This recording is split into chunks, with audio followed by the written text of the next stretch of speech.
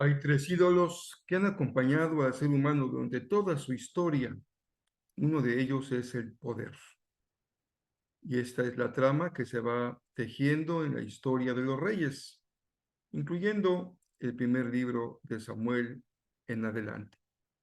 Esta es la serie Tapa a Tapa, lectura devocional de la Biblia en un año correspondiente al 2024. Hoy es la meditación del viernes 17 de mayo. Qué gusto que estemos juntos compartiendo nuestra lectura de la palabra de nuestro Dios.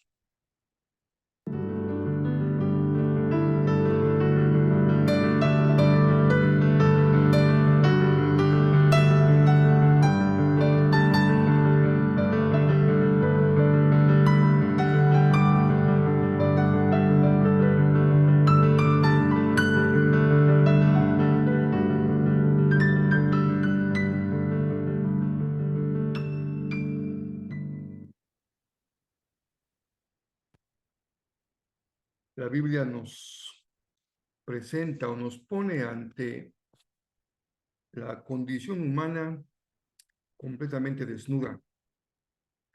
Desde Adán y Eva, ¿se acuerdan? En el huerto del Edén, como al verse desnudos ante la presencia de Dios en el huerto, sintieron vergüenza y se cubrieron.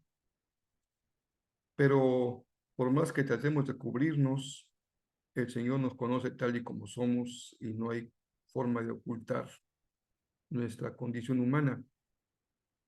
Y una de las características de esta condición humana que no respeta sexo, historia, color de piel, geografía, cultura, religión, es el poder. Un poder que tiene un ámbito positivo, poder de realización, poder de construir, poder de hacer, poder ser. Pero también tiene un aspecto negativo que es el deseo de poder como obtener control o bienes o vidas bajo nuestra condición de autoridad. Y esto pues no es algo demasiado complejo de comprender porque tú me vas a dar la razón que en muchos conflictos que hay interpersonales, lo que se juega en realidad es un interés de poder. Estamos luchando por el poder. Y hay formas legítimas de hacerlo. Ahora, en algunos días en México, tendremos la responsabilidad de salir a votar y elegir a quienes nos gobiernen. Les estamos otorgando poder, poder político, de forma legítima, porque los votamos para ello y les damos la facultad de ejercer el poder para realizar lo que nos han ofrecido en sus campañas o lo que la propia ley les implica que deben de hacer. Para ello existe la policía. Es una forma como un gobernante puede asegurarse que la ley se cumpla y que sean apresados los delincuentes, sean llevados ante un juzgado y en su caso puedan ser condenados. Para eso existe un ejército para defender un territorio y tiene el uso legítimo de la fuerza. Toda la historia de la humanidad puede ser descrita como esta lucha perenne por el poder. Y hay poderes enfermizos como el poder absoluto, como el que puede llevar a un monarca a perder el equilibrio y la razón y hacer destrozos, o el poder económico, concentrado en una mano, en pocas manos, que puede querer quedarse con todo. Son los grandes millonarios que concentran y concentran y concentran riqueza. Y el dinero pues va asociado con el poder, porque la gente que puede tener dinero o tiene dinero, también en ciertas circunstancias, pues aprovecha para salirse con la suya. Y eso tiene que ver también con algo tan pequeño como nuestra vida en el matrimonio, en la familia, con los vecinos, en el trabajo, en la escuela, porque muchos conflictos también aparecen como luchas o abiertas o enmascaradas por el poder. Y esto empieza en la pareja, a ver quién se sale con la suya y quién domina al otro. Y a veces encontramos justificaciones bíblicas o pretendemos encontrar justificaciones bíblicas y confundimos autoridad con poder. Y claro que en toda relación en donde hay una diferencia de lugar en la estructura, uno está arriba y otro está abajo, o a un lado, y eso le da una dinámica distinta a cada relación de poder, no quiere decir que el que yo tenga autoridad como padre deba yo de abusar del poder con mis hijos. Ahí creo que podemos explicar la diferencia.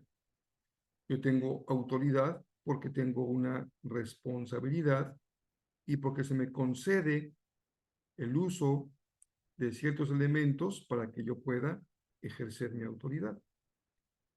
Debe ser respetada, debe ser obedecida, debe ser seguida, porque eso aseguraría que mantengamos un equilibrio, un orden, un bienestar.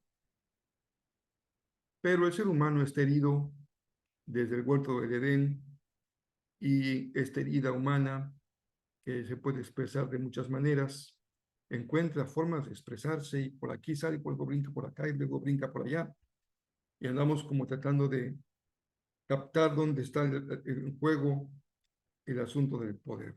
Y en la iglesia, a veces también, y debemos decir con honestidad que no a veces, muchas veces también está en juego asuntos de poder y eso destruye la comunidad de fe.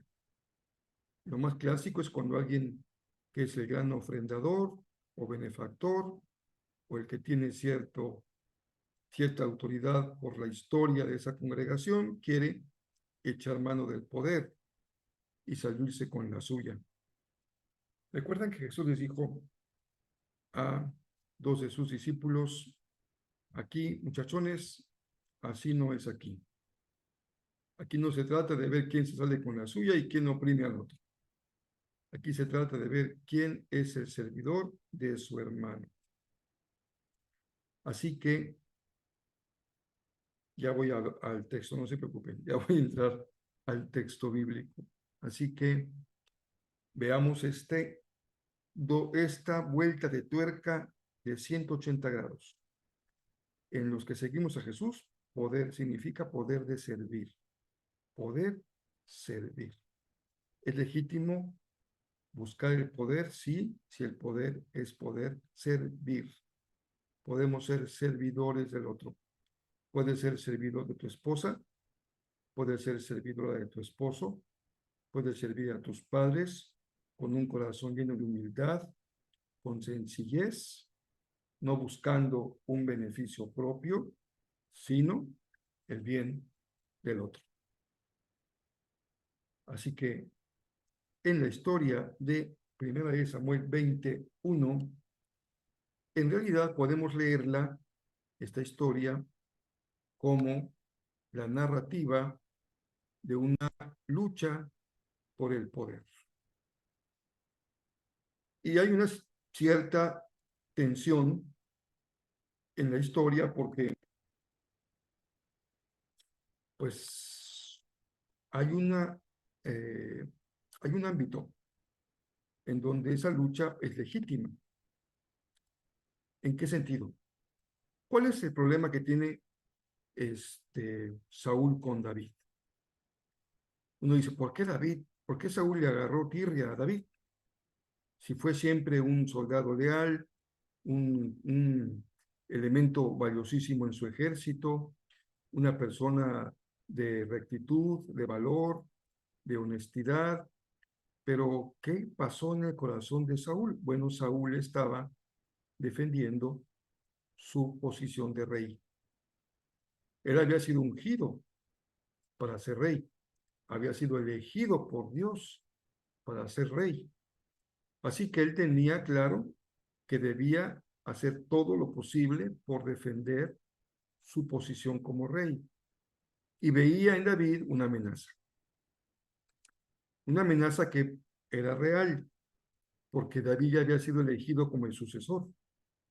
Saúl ya había sido descalificado por el error que cometió cuando no respetó las ofrendas y se le adelantó a Samuel.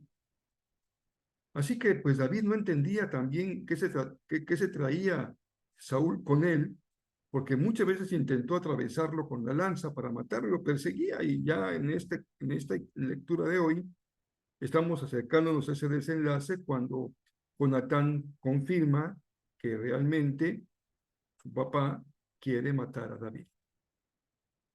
Pero aquí hay algo interesante, y es que Saúl le reclama a Jonatán, el que no se está dando cuenta, que cuando él está defendiendo a David, lo que en realidad está haciendo es abdicando a su lugar como heredero del trono. Porque si David es reconocido como rey, entonces Jonatán ya no heredaría el trono. Y recuerden que en el contexto de los pueblos antiguos, el trono es algo que se hereda por sangre, por familia. Muy bien. Pero el Señor interviene en esta trama tan interesante, tan humana, y decía como es ahora, como una obra shakespeariana de, de, este, de intrigas en las cortes y de traiciones, y etcétera, etcétera. Pero David tiene que andar huyendo, tratando de salvar su vida, y llega al extremo de tener que hacerse loco para salvar su vida. ¿Cuál es el propósito de la historia? Recuerden que es la pregunta para comprender. Es Dios está escribiendo una historia y Dios está llevando adelante una promesa. Él no ha estado de acuerdo con la monarquía, porque de acuerdo al diseño de Dios, el pueblo debería de haber sido dirigido por una teocracia. Dios gobierna, y lo más es que el pueblo organizado, en este caso que hemos leído en el libro anterior, en Jueces, por líderes, y había líderes tribales en cada tribu, había quien dirigía, así que cada tribu veía por sí misma, a veces incluso peleaban entre ellos, pero no había todavía la concepción de un pueblo, de un solo gobierno, de una cabeza, pero ellos querían tener un rey y concentrar el poder que estaba distribuido en las tribus en uno solo, en el rey. Y este fue Saúl, y tenía ciertas habilidades para ser rey, que en el mundo antiguo, incluyendo a David, la, el valor principal era su habilidad guerrera. Eran reyes que fundamentaban su reinado en su capacidad militar. Muy bien, David fue entonces un gran guerrero, cumplía con esa característica, pues empieza venciendo a Goliat, y no hay ejército que se le mantenga, o sea, vence y vence y vence, y dice la narrativa que nos está conduciendo a esa entronización de David. Hacia allá vamos. Todo lo que David hacía, lo hacía bien, tenía el favor del pueblo, y ya Dios lo había ungido por medio del sacerdote Samuel como el sucesor del trono de Saúl. Así que Saúl pues está en una batalla perdida, porque no hay que defender el poder cuando ya Dios te dijo, pues ya no te toca. Hay que retirarse y permitir que el Señor continúe su obra con un rey que sea conforme a su corazón. Porque Saúl se le fue la onda, hizo lo que no debía, caminó por senderos equivocados, y eso dijo el Señor: ese no es el rey que yo quiero para mi pueblo. Hasta aquí vamos. Interesante, ¿no? La historia y cómo el Señor va escribiendo una historia hermosa. No luchen por el poder. Tengamos un corazón de siervos. Ni en la familia, ni en la iglesia, ni entre hermanos, ni en el matrimonio, ni en el liderazgo, ni en el... Claro que tú debes hacer uso de tu autoridad, pero ya hemos diferenciado autoridad y poder. Y también le hemos dado un sentido positivo al poder cuando es poder de hacer. Tengo el poder de levantarme, tengo el poder de caminar, tengo el poder de pensar, tengo el poder de escribir, tengo el poder de hacer cosas, tengo el poder de transformar la realidad. Eso es positivo. Y es también legítimo cuando tienes poder dado por algún tipo de reglamento de ley, de estructura. También úsalo, porque se te dio para eso, saludablemente, buscando el beneficio de esa institución, de esa organización o de esa familia. Pues llegamos a Juan 9, este maravilloso evangelio de Juan, y encontramos a Jesús otra vez ocupado en lo que a él le concierne. ¿Ves qué contraste, no? David salvando la vida para poder alcanzar el poder del trono, y Jesús no le preocupa más que hacer el bien. Se encuentra a un hombre ciego de nacimiento y se acerca a él para sanarlo. Jesús tiene poder, por supuesto. Dios tiene poder, por supuesto. Los salmos, lo veremos enseguida, cantan al poder de Dios. Porque tiene poder, creó el mundo. Porque tiene poder, sostiene la creación. Y Jesús tiene poder, pero poder para sanar. Sanar a un hombre ciego de nacimiento. Sin embargo, a la gente le interesa más preservar los rituales, las leyes, los reglamentos, las tradiciones, que el bien de las personas. Y así que una vez más encontramos a la gente criticando a Jesús, persiguiéndolo, porque él había sanado en un día de reposo. Y para el pueblo hebreo, el pueblo judío, si hay un mandamiento que observa con todo cuidado, es el día de reposo a la fecha. Los judíos ortodoxos son extremadamente cuidadosos en la observación del día de reposo. He tenido algunas personas con las que hemos hecho algún tipo de negociación y que son judíos, y me llama la atención cómo con ellos no hay negocio que hacer a partir del viernes en la tarde. No hay negocio que les interese a partir del viernes en la tarde. Ya no existe, no cuentas con ellos.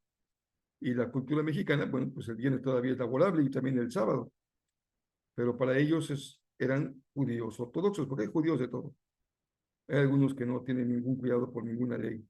Pero los que son todavía observadores meticulosos de la ley, descansan por completo, no usan el auto, no prenden la televisión, no van al mercado, porque es el día de reposo. Qué interesante cómo Jesús justamente puso sus baterías enfocadas hacia esta gran forma idolátrica de poner un día por encima de las personas. Y eso es una forma de comprender la idolatría. Poner algo por encima del bienestar de las personas, especialmente de las personas que tienen algún tipo de carencia. Y es tal el enojo de las autoridades judías que cuando encuentran al ciego que fue sanado y él expresa lo que había pasado, lo expulsan de la sinagoga. O sea que te costó caro que te sanaran porque te corrieron de la sinagoga. Y decirlo ahora sí suena sencillo, pero para aquel tiempo, un varón expulsado de la sinagoga era expulsado de todo. Era un paria. totalmente desconocido por el pueblo. Así que había que buscar desde qué iba a vivir porque estaba totalmente marginado. Pero se encuentra Jesús una vez más y el Señor le permite, le pregunta si cree y le dice, sí, Señor, yo creo, y lo adora. Fíjense ustedes cómo la vida de este hombre cambió. Y no en pocas ocasiones, cuando Jesús llega a nuestra vida y entendemos en profundidad lo que el Evangelio significa, pues trae consecuencias. Y en este caso, la consecuencia fue que los que usaban la religión como poder sobre las personas usan su poder para dañar a este hombre sanado. Pero el Señor tuvo misericordia de él y lo sanó. El Salmo 113 y 114. El 113 es un salmo de alabanza, glorifica al Señor y describe cómo es Dios. Y el Salmo 114 es un memorial, es decir, da cuenta de la historia de Israel como testimonio de cómo Dios ha venido obrando en la vida del pueblo. Dos salmos que nos muestran que al Señor lo alaba su pueblo y que el pueblo recuerda siempre lo que Dios ha hecho en medio de ellos. Y quisiera dejarles tres pensamientos. Tomo la parte positiva, afirmativa del proverbio, porque tiene una parte negativa, es el contraste antitético, ¿recuerdan? Pero me quedo con la parte positiva. Para quien tiene el corazón feliz, la vida es un banquete continuo. Qué precioso, ¿no les parece? Puedes estar atravesando un momento difícil, pero si tienes un corazón feliz, puedes pasarla, pero a todo dar, como en un banquete continuo. ¿Qué es lo que te gusta de un banquete? Pues yo creo que es claro que un banquete está formado alrededor de una mesa que se sirve de manera deliciosa, pero en la, en la filosofía griega hay una obra muy famosa de Platón que se llama El Banquete. Y aquí, claro, que para los griegos, pues la mesa es una mesa también generosa, llena de viandas, pero en esta literatura es un espacio de conversación. Hay un tema de diálogo y de conversación. Y no me dejarás mentir que una parte hermosa de un banquete es que puedes conversar con otras personas y puedes compartir y puedes convivir. Y para quien tiene el corazón feliz, la vida es un banquete continuo. Dice además Proverbios como contrastando, ¿no? Para que no nos quedemos con la idea de que la abundancia es lo que da la felicidad. Dice Proverbios, más vale poco en el temor del Señor. Quiere decir, más vale que no tengas en abundancia, pero que tu corazón esté bien equilibrado en el Señor y una buena relación con Dios. Por último, un plato de verduras con alguien que amas te sabe delicioso. ¿Cuál es el mejor banquete que puedes compartir con alguien que amas? Que está contigo. Y no importa tanto lo que tú puedas comer. Recuerdo que en estos días conversaba yo con alguien y le preguntaba, ¿cuál es tu mejor, cuál sería tu mejor cumpleaños? ¿Cómo imaginas tu mejor cumpleaños? Qué coincidente con el pensamiento de Proverbios. Me decía, pastor, pues pasarlo con la gente que quiere, pasarlo con la gente que ama. Un plato de verduras con alguien que amas. Esa es una gran bendición. Queridas hermanas, pues aprovechen que este sábado hay una posibilidad de un banquete que ustedes van a poder compartir en la casa de Miriam a las 9 de la mañana en su reunión de mujeres. Lleven una amiga, una invitada, una más para Cristo y Jesús para una más. Que así sea. Y listos para que el próximo domingo continuemos con nuestra serie Héroes y Antihéroes. Vamos a continuar con Jueces y vamos este domingo con Gedeón, otro juez de Israel, con una tarea también militar, pero con muchas, digamos, pliegues en esta historia interesantes, los diálogos, las preguntas, las peticiones de Gedeón nos van mostrando aquí elementos interesantes. Lo más importante es que la vocación de Gedeón, los valores que él representa, sus principios de vida, puedan ser para nosotros una bendición, una inspiración, un anhelo por reflejar en nosotros el carácter de Dios. Seas mujer, seas varón. Tal vez el nombre de Gedeona no exista y hasta se oye un poco raro, ¿no? Gedeona, pero pues si eres mujer y puedes identificarte con Gedeón como este gran héroe que va, como toda historia de héroes, aunque no se mencione, también tiene su dragón. Todo héroe tiene que vencer a algún dragón. A veces el dragón es con cola y tira fuego por la boca, pero a veces no. Es el dragón de Sansón, lo veremos más adelante, era otro, y el dragón con el que se tuvo que enfrentar Débora fue otro, pero cada uno de ellos fueron victoriosos. Así que nos vemos el próximo domingo. Si estamos aquí en Cancún, pues entonces lo haremos de forma presencial. Y si estás fuera de Cancún y nos quieres acompañar por medio del Facebook, la página de Jezreel, ahí se transmite el culto de las 10 y el culto de las 6. Por alguna razón no te puedes conectar en vivo, se queda en la página de Facebook y puedes verlo en la hora que tú dispongas para poder acompañarnos en la exposición de la palabra de nuestro Dios. Les mando un abrazo muy cariñoso.